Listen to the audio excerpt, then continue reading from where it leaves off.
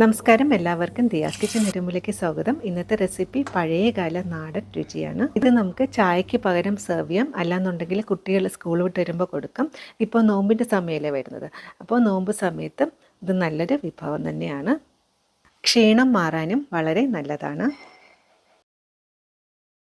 ആദ്യം തന്നെ മധുരത്തിന് വേണ്ടിയിട്ട് ഞാനിവിടെ ശർക്കരയാണ് എടുക്കുന്നത്. ഈ ഒരു അളവിലാട്ടോ ശർക്കര എടുക്കുന്നത്. നമുക്ക് എത്രയാണോ മധുരം ആവശ്യമുള്ളത് അതനുസരിച്ച് ശർക്കര എടുക്കുക. ഒരു സോസ് പാനിലോട്ട് 1 കപ്പ് വെള്ളം ഒഴിച്ചതിന് ശേഷം ശർക്കര ഇട്ട് കൊടുക്കാം. ഇനി ഇത് നന്നായിട്ടൊന്ന് തിളപ്പിച്ചെടുക്കാം.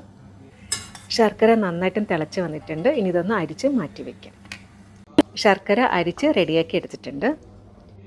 ഇനി അടുത്തതായിട്ട് ഒരു ബൗളിലോട്ട് 4 ടേബിൾ സ്പൂൺ ഗോതമ്പ് പൊടി എടുക്കാം. ഈ ഒരു അളവിൽ ഒരു 3 മുതൽ 4 പേർക്ക് കഴിക്കാൻ പാകത്തിനായിരിക്കും. നമുക്ക് എത്രയാണോ ആവശ്യമുള്ളത് അതനുസരിച്ച് കൂട്ടുകയോ കുറയ്ക്കുകയോ ചെയ്യാം. അതനുസരിച്ച് ശർക്കരയുടെ അളവും കൂടി ശ്രദ്ധിക്കണേ. ഇനി ഇതിലോട്ട് ഒരു 1/2 കപ്പ് വെള്ളം ഒഴിച്ചതിന് ശേഷം നന്നായിട്ടൊന്ന് മിക്സാക്കി എടുക്കുക. അതായത് ഒട്ടും കട്ടയൊന്നും ഇല്ലാതെ നല്ല സ്മൂത്താക്കി എടുക്കണം. അപ്പോൾ കൂടുതൽ വെള്ളം ഒഴിക്കേണ്ട ആവശ്യമില്ല. മാക്സിമം ഒരു 1/2 കപ്പ് വെള്ളം ഒഴിച്ചാൽ മതിയാകും. ഗോതമ്പ് പൊടിക്ക് പകരം വേണമെന്നുണ്ടെങ്കിൽ അരിപ്പൊടി വെച്ചിട്ട് ഈ ഒരു റെസിപ്പി തയ്യാറാക്കാം കേട്ടോ. പക്ഷേ ഗോതമ്പ് പൊടി വെച്ചിട്ട് ഉണ്ടാക്കുമ്പോഴാണ് കൂടുതൽ ടേസ്റ്റ്. അങ്ങനെ കട്ടയൊന്നുമില്ലാതെ നല്ല സ്മൂത്താക്കി മിക്സാക്കി എടുത്തിട്ടുണ്ട്. ഇനി അടുത്തായിട്ട് നമ്മൾ റെഡിയാക്കി വെച്ചിരിക്കുന്ന ഗോതമ്പ് മാവ് നന്നായിട്ടൊന്ന് വേവിച്ചെടുക്കണം. അതിന് വേണ്ടിയിട്ട് ഒരു സോസ് പാനിലോട്ട് 2 കപ്പ് വെള്ളം ഒഴിച്ചെടുക്കുക. ഇനി വെള്ളം നന്നായിട്ടൊന്ന് തിളപ്പിച്ചെടുക്കുക. വെള്ളം നന്നായിട്ടും തിളച്ച് വന്നിട്ടുണ്ട്. വെള്ളം ഇങ്ങനെ തിളയ്ക്കണം എന്ന് ആവശ്യമില്ല കേട്ടോ, ചെറുതായിട്ട് ചൂടായാലും മതിയാവും. ഇനി ഇതിലോട്ട് നമ്മൾ നേരത്തെ റെഡിയാക്കി വെച്ചിരിക്കുന്ന ഗോതമ്പ് മാവ് ഒന്നും കൂടി നന്നായിട്ടൊന്ന് മിക്സാക്കിയതിന് ശേഷം ഇതിലോട്ട് ഒഴിച്ചു കൊടുക്കുക.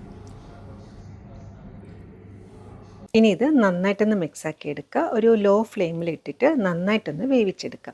അപ്പോൾ പ്രത്യേകം ശ്രദ്ധിക്കേണ്ടതെന്ന് വെച്ചാൽ ഫ്ലെയിം കൂടരുത്. കാരണം ഒരു ലോ ഫ്ലെയിമിൽ വെച്ചോണം നന്നായിട്ടൊന്ന് വേവിച്ചെടുക്കാനായിട്ട്. അപ്പോൾ ഈ ഗോതമ്പ് മാവ് നന്നായിട്ടൊന്ന് വെന്തില്ല എന്നുണ്ടെങ്കിൽ അതിൻ്റെ ഒരു പച്ച ചുവയുണ്ടാവും. അപ്പോൾ അത് പ്രത്യേകം ശ്രദ്ധിക്കണേ. ഒരു 5 മിനിറ്റ് ലോ ഫ്ലെയിമിലിട്ട് നന്നായിട്ടൊന്ന് വേവിച്ചെടുക്കുക. അതുപോലെ തന്നെ ഈ ഒരു മാവ് ചെറുതായിട്ടൊന്ന് കുക്കായി തുടങ്ങുമ്പോഴത്തേക്ക് ചെറുതായിട്ടൊന്ന് കട്ടിയാകാനായിട്ട് തുടങ്ങും. അതുകൊണ്ട് തന്നെ നന്നായിട്ടൊന്ന് കൈയെടുക്കാതെ ഇളക്കിക്കൊണ്ടിരിക്കുക. ഇതിപ്പോൾ ഞാൻ കുറച്ച് കട്ടിക്കാട്ടോ എടുക്കുന്നത്. കുറച്ചും കൂടി ലൂസായിട്ട് വേണമെന്നുണ്ടെങ്കിൽ 2 കപ്പിന് പകരം 3 കപ്പ് വെള്ളം ഒഴിച്ചു കൊടുക്കാം. ഇപ്പോൾ തന്നെ ഗോതമ്പ് മാവ് ചെറുതായിട്ടൊന്ന് കുക്കായി തുടങ്ങിയിട്ടുണ്ട്. അതുകൊണ്ട് തന്നെ ചെറുതായിട്ട് കുറുകി വരുന്നുണ്ട്. ഈ സമയം കൈയെടുക്കാതെ ഇളക്കണേ, അല്ലാന്നുണ്ടെങ്കിൽ ചിലപ്പോൾ കട്ട പിടിക്കാനുള്ള ചാൻസസ് ഉണ്ടാവും. ഗോതമ്പ് പൊടി വേഗം വെച്ചിട്ട് ഇപ്പോൾ ഒരു 5 മുതൽ 6 മിനിറ്റ് ആയിട്ടുണ്ട്. കണ്ടോ, നേരത്തെ കാട്ടിലും കുറച്ചും കൂടി ഒന്ന് കുറുകി വന്നിട്ടുണ്ട്. ഇനി ഇതിലോട്ട് നമുക്ക് മധുരത്തിന് വേണ്ടിയിട്ട് ഒന്നുകിൽ പഞ്ചസാര ചേർക്കാം, അല്ലാന്നുണ്ടെങ്കിൽ ശർക്കര ചേർക്കാം. അപ്പോൾ ഞാനിപ്പോൾ ശർക്കരയാണ് എടുക്കുന്നത്. അപ്പോൾ മൊത്തത്തിൽ ഒഴിക്കുന്നില്ല, നമുക്ക് എത്രയാണോ മധുരം ആവശ്യമുള്ളത് അതനുസരിച്ച് ഒഴിച്ചു കൊടുക്കാം. അപ്പോൾ ഇതിൽ മധുരത്തിന് വേണ്ടിയിട്ട് ഒന്നുകിൽ ശർക്കര ചേർക്കാം, അല്ലാന്നുണ്ടെങ്കിൽ പഞ്ചസാര ചേർക്കാം. അപ്പോൾ ഒരു കാര്യം പ്രത്യേകം ശ്രദ്ധിക്കേണ്ടതെന്ന് വെച്ചാൽ നമ്മൾ ശർക്കര ചേർക്കുന്നതിന് മുന്നേ ഗോതമ്പ് മാവ് നന്നായിട്ടൊന്ന് കുക്കായി കിട്ടണം, അല്ലാന്നുണ്ടെങ്കിൽ ഗോതമ്പ് പൊടി വേഗില്ല. അപ്പോൾ നമ്മളിത് കുടിക്കുമ്പോൾ ആ ഗോതമ്പ് മാവിൻ്റെ ഒരു പച്ച ചുവയുണ്ടാകും, അത് പ്രത്യേകം ശ്രദ്ധിക്കണേ. കുറഞ്ഞതൊരു 5 മുതൽ 6 മിനിറ്റ് ലോ ഫ്ലെയിമിലിട്ട് തന്നെ ഗോതമ്പ് പൊടി നന്നായിട്ടൊന്ന് വേവിച്ചെടുക്കണം. ഒരു ഫ്ലേവറിന് വേണ്ടിയിട്ട് 1/4 ടീസ്പൂൺ ഏലം പൊടിച്ചത്, 1/4 ടീസ്പൂൺ ചുക്ക് പൊടിച്ചത്. ചുക്ക് പൊടിച്ചത് ചേർക്കണം നിർബന്ധമില്ല, ചേർത്താൽ പ്രത്യേക ഒരു ടേസ്റ്റാണ്.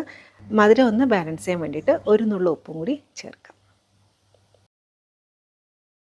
ഇനി ഇത് നന്നായിട്ടൊന്ന് മിക്സാക്കി എടുക്കുക. നമ്മൾ ചേർത്ത ഏലം പൊടിച്ചതും ചുക്ക് പൊടിയുടെയൊക്കെ നല്ലൊരു മണം വരുന്നുണ്ട്.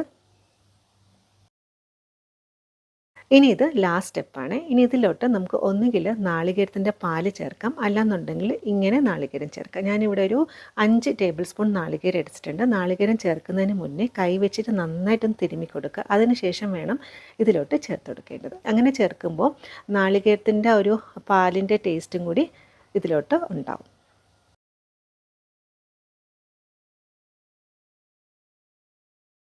ഇങ്ങനെ തയ്യാറാക്കുകയാണെന്നുണ്ടെങ്കിൽ മാക്സിമം ഒരു 10 മിനിറ്റ് കൊണ്ട് തന്നെ ഇത് തയ്യാറായി കിട്ടും.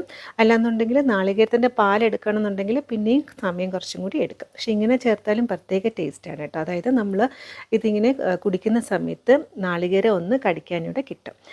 ഈ ഒരു രീതിയാണ് പണ്ട് കാലങ്ങളിൽ മുത്തശ്ശിമാരൊക്കെ ഉണ്ടാക്കി തരുന്നത്. അപ്പോൾ ഈ ഒരു റെസിപ്പി കാണുമ്പോൾ നിങ്ങൾക്ക് കുട്ടിക്കാലത്തെ പല ഓർമ്മകളുണ്ടായിരിക്കും അല്ലേ?